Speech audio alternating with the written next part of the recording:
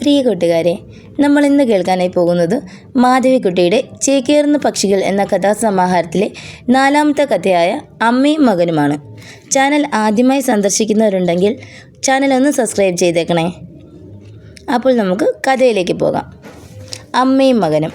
15 വയസ്സ് തികഞ്ഞപ്പോൾ ഉണ്ണി തൻ്റെ അമ്മയെ വെറുത്തു തുടങ്ങി. അച്ഛൻ ഖത്തറിലായിരുന്നു. അതുകൊണ്ട് അച്ഛനെ വെറുക്കാൻ കാരണമുണ്ടായില്ല. ഓരോ അവധിക്കും നാട്ടിലെത്തി തനിക്ക് പുതുവസ്ത്രങ്ങളും ക്യാമറയും കറുത്ത കണ്ണടയും മറ്റും സമ്മാനിക്കുന്ന ആ മനുഷ്യനെ ഉണ്ണിക്ക് വെറുക്കാനാവുമോ? ഇല്ല. പക്ഷെ അമ്മ സദാസമയവും താനുമായി അർത്ഥവത്തായ ഒരു സുഹൃത്ത് ബന്ധം സ്ഥാപിക്കുവാൻ പ്രയത്നിക്കുന്നുവെന്ന് ഉണ്ണിക്ക് മനസ്സിലായിരുന്നു. തൻ്റെ പ്രവൃത്തികളെ വിശകലനം ചെയ്തും തൻ്റെ അഭിപ്രായങ്ങളെ വിലയിരുത്തിയും അവർ എല്ലായ്പ്പോഴും തന്നെ പിന്തുടരുന്നത് ഉണ്ണിക്ക് സഹിക്കാനായില്ല. സൗന്ദര്യം പാടെ നശിച്ച ഈ മധ്യവയസ്കയ്ക്ക് തൻ്റെ ജീവിതത്തിൻ്റെ മാധുര്യം കെടുത്തുവാൻ എന്തവകാശം? പ്രസവിച്ചതിന് നിരന്തര നന്ദി പ്രകടനം അവർ പ്രതീക്ഷിക്കുന്നുവോ? അമ്മയുടെ രൂപം മാത്രമല്ല, ചൊല്ലും ഉണ്ണിക്ക് അസഹനീയമായി. അവരുടെ സ്വരത്തിൻ്റെ പാരുഷ്യവും ഉച്ചാരണത്തിൻ്റെ ഗ്രാമീണത്വവും തൻ്റെ അന്തസ്സിനെ തകർക്കുവാൻ കൽപ്പിച്ചുകൂട്ടി ഉപയോഗിക്കുന്ന ആയുധങ്ങളായി ഉണ്ണി കണക്കാക്കി. തൻ്റെ സഹപാഠികൾ അവരുമായി പരിചയപ്പെടുന്നത് ഉണ്ണിക്ക് ഇഷ്ടമായിരുന്നില്ല. അതുകൊണ്ടാവാം സ്കൂൾ വാർഷികം ആഘോഷിക്കുമ്പോൾ അമ്മയോട് വരരുതെന്ന് ഉണ്ണി തറപ്പിച്ചു പറഞ്ഞത്.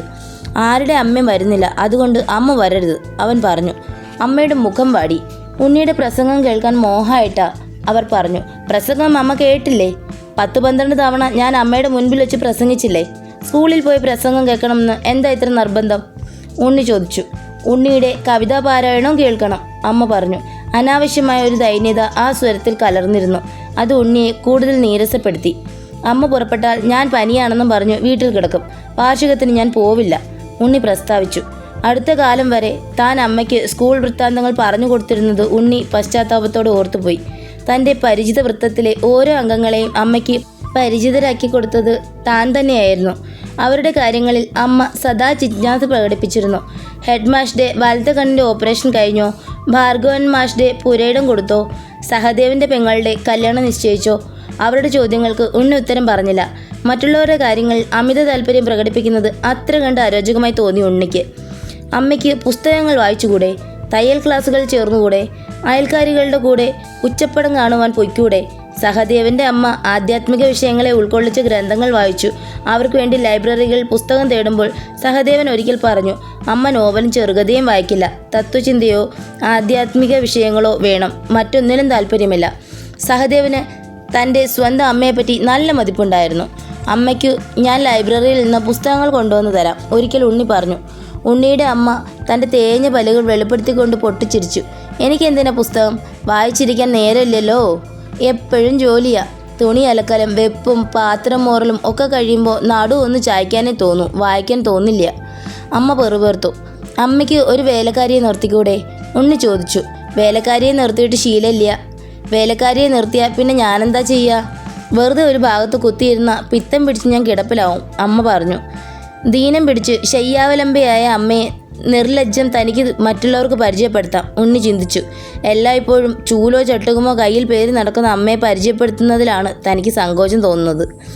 ഉണ്ണി, എന്താ ഞങ്ങളെ തൻ്റെ വീട്ടിലേക്ക് ക്ഷണിക്കാത്തത്? സഹദേവൻ ചോദിച്ചു. ഉണ്ണി ഉത്തരം പറഞ്ഞില്ല. തൻ്റെ പക്കൽ വീഡിയോ ഗെയിംസ് ഉണ്ടെന്നോ അനവധി കാസറ്റുകൾ ഉണ്ടെന്നോ ഉണ്ണി സഹപാഠികളെ അറിയിച്ചില്ല. താൻ എന്താ ഖത്തറിലേക്ക് പോവാത്തത്? അമ്മയെ കൂട്ടി ഖത്തറിൽ പൊയ്ക്കൂടെ? ഒരിക്കൽ സഹദേവൻ ചോദിച്ചു. അച്ഛൻ തന്നെയും അമ്മയും ഖത്തറിൽ കൊണ്ടുപോകുന്നതിൽ താല്പര്യം പ്രകടിപ്പിച്ചിട്ടില്ല എന്ന് ഉണ്ണി ഓർത്തു. അച്ഛന് തൻ്റെ കുടുംബത്തെ ഖത്തറിൽ പ്രദർശിപ്പിക്കാൻ നാണമാണോ? ഖത്തറിലെ മിത്രങ്ങൾക്കും സുന്ദരികളും അഭ്യസ്ത വിദ്യരുമായ ഭാര്യമാരുണ്ടായിരിക്കാം. അമ്മയ്ക്ക് ഇംഗ്ലീഷ് പറയുവാനും വയ്യല്ലോ. അമ്മയ്ക്ക് അച്ഛൻ്റെ കൂടെ ഖത്തറിൽ താമസിക്കാൻ ആഗ്രഹം തോന്നുന്നില്ലേ? ഉണ്ണി ചോദിച്ചു. ഊണ വിളമ്പുന്നതിനിടയിൽ അമ്മ പൊട്ടിച്ചിരിച്ചു. നിന്നെ ഇവിടെ തനിച്ചാക്കി ഞാൻ ഖത്തറിൽ പോവോ? ഞാൻ പോയാൽ ആരാ നിനക്ക് ചോറും കൂട്ടാനും വെച്ച് തരാ? അമ്മ ചോദിച്ചു.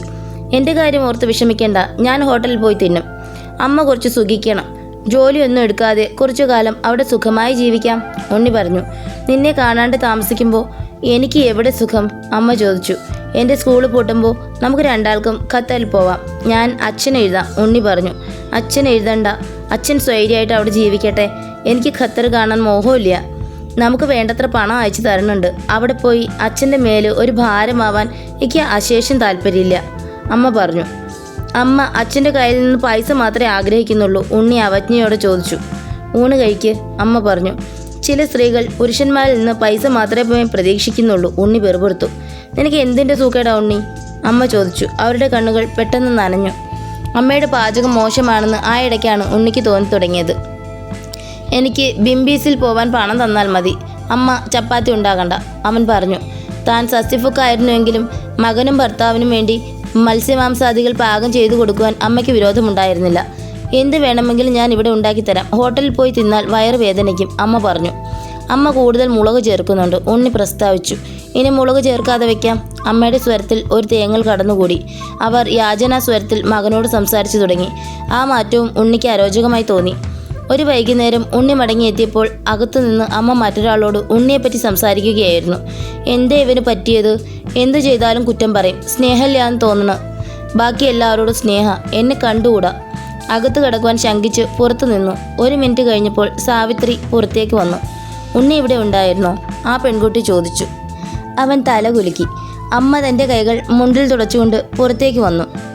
വരൂ ഉണ്ണി, ഞാൻ സാവിത്രിക്കും കൂടി കാപ്പി ഉണ്ടാക്കി. രണ്ടാളും കൂടി കാപ്പിയും പലഹാരവും കഴിച്ചോളൂ, അവർ പറഞ്ഞു. എനിക്ക് വിശപ്പില്ല. വരുന്ന വഴിക്ക് ഹോട്ടൽ കയറി ചായയും പലഹാരവും കഴിച്ചു. ഉണ്ണി പിറുപിറുത്തു. ഉണ്ണിക്ക് ഉണ്ണിയപ്പം വേണ്ടേ? അമ്മ ചോദിച്ചു. എനിക്കൊന്നും വേണ്ട, അവൻ പ്രതിവചിച്ചു.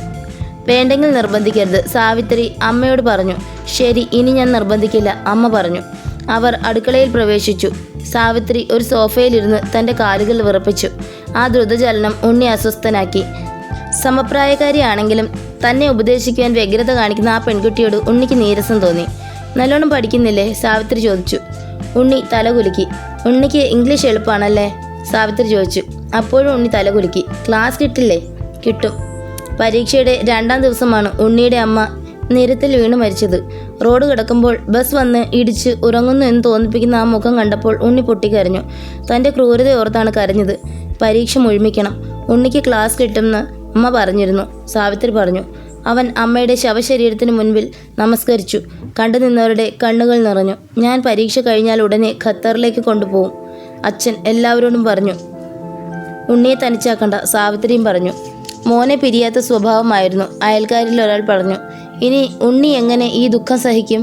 ഉണ്ണി ബിംബീസിൽ പോയി ചിക്കൻ കഴിച്ച് ആദ്യമായി സിഗരറ്റും വലിച്ചു. ഞാനാണ് അമ്മയെ കൊന്നത്, അവൻ ആരോടെന്നില്ലാതെ പറഞ്ഞു.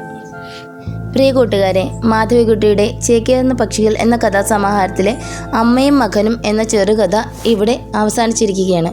കഥ ഇഷ്ടപ്പെട്ടിട്ടുണ്ടെങ്കിൽ തീർച്ചയായും ലൈക്കും കമൻറ്റും ചെയ്യണം.